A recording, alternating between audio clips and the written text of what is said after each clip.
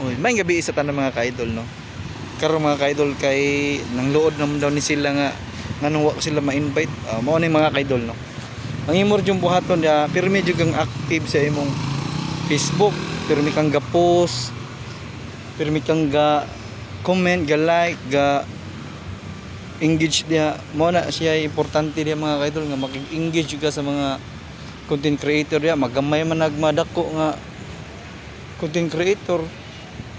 So dapat mo engage ka. Mo na pinaka-importante diri mga kaidol, engagement. Oh. So katong wala pa mga kaidol na invite, so padayon lang jud kay invite ra jud mo. Kaprehan ako, gi-invite ko, waso ko mag-expect nga gi-invite ko, di ba? So tanan invite ra jud na bis magamay man na imong followers o madagham na imong followers.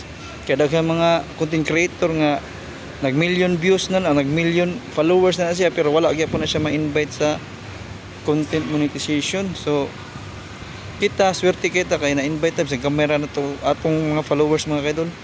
So nagpasalamat ano og thank you sa tanan mga kaidol. God bless. Thank you for watching sa atong video mga kaidol. Bye bye.